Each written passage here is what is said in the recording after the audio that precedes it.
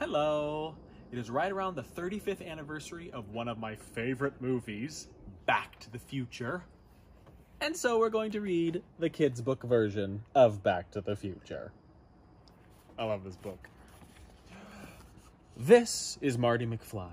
It is 1985, and Marty lives in a town called Hill Valley. Hill Valley is a friendly town with a courthouse that's famous because of its broken clock. The clock stopped 30 years ago after it was struck by lightning. Today, the people of Hill Valley want to make sure the clock is preserved. Save the clock tower! Marty's best friend is a scientist named Dr. Emmett Brown. Marty calls him Doc. Doc is always making cool inventions, like an automatic dog feeder and a giant guitar amplifier. But Marty's life at home is not so cool. Marty's parents, George and Lorraine, don't seem to love each other.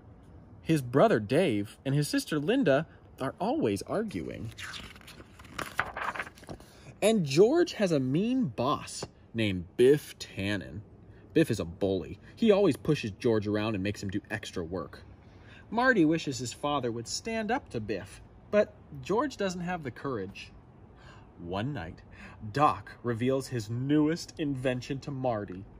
He built a time machine in a car, a DeLorean. The way I see it, Doc explains, if you're going to build a time machine into a car, why not do it with some style? The time machine uses a special fuel called plutonium. Oh boy, it's got a flux capacitor and electricity. It's got to get up to 88 miles an hour. When Marty test drove the time machine, he accidentally time traveled back to 1955, 30 years earlier. It was long before the mall had been built and before the time machine had been invented. Marty knew he had to get home, so he hid the time machine and went to search for a young Doc Brown. Hopefully, the time machine's inventor could help him get back to the future. Marty discovered that Hill Valley looked very different in 1955.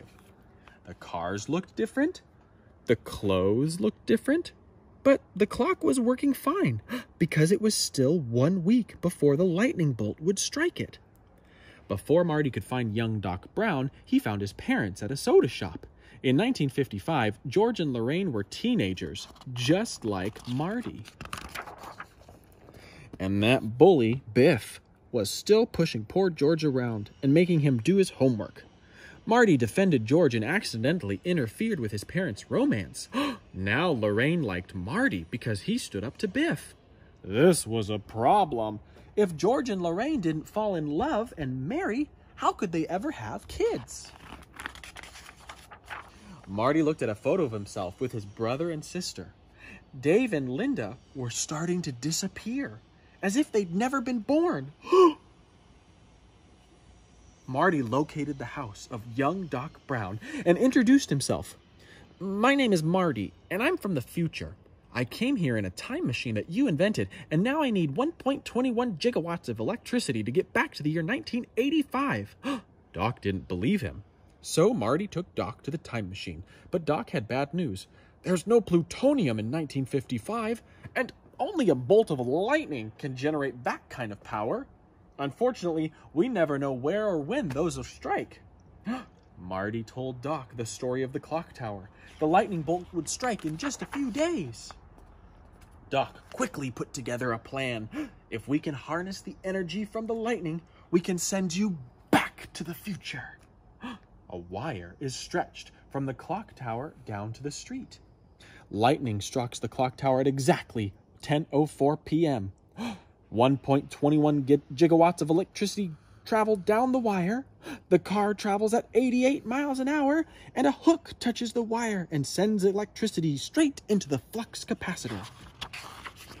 It's a good plan. But Marty, Doc says, before you leave 1955, you have to make sure your parents fall in love. Otherwise, you and your brother and sister will never be born. Marty spent the next few days trying to make his parents fall in love. Marty begged George to invite Lorraine to the school dance. Though George liked Lorraine, he was too shy to ask her.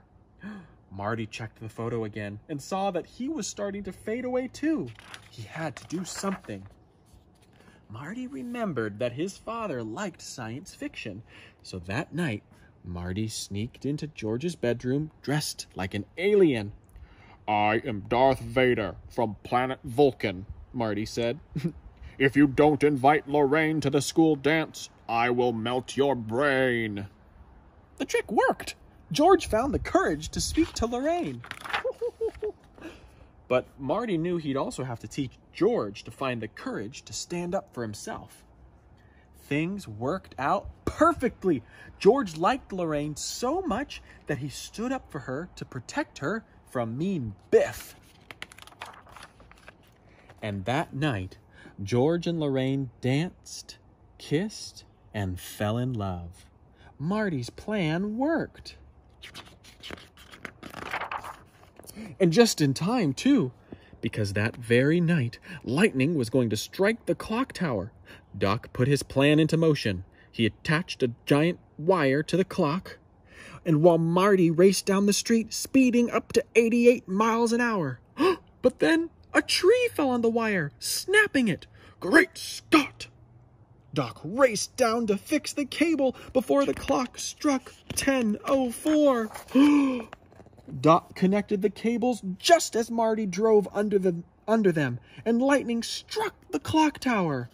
The electricity powered the flux capacitor, and the time machine returned to 1985. Whew! Marty was safe in his own time. Now, because George had learned to stand up for himself, things at home were very different. George and Lorraine loved each other.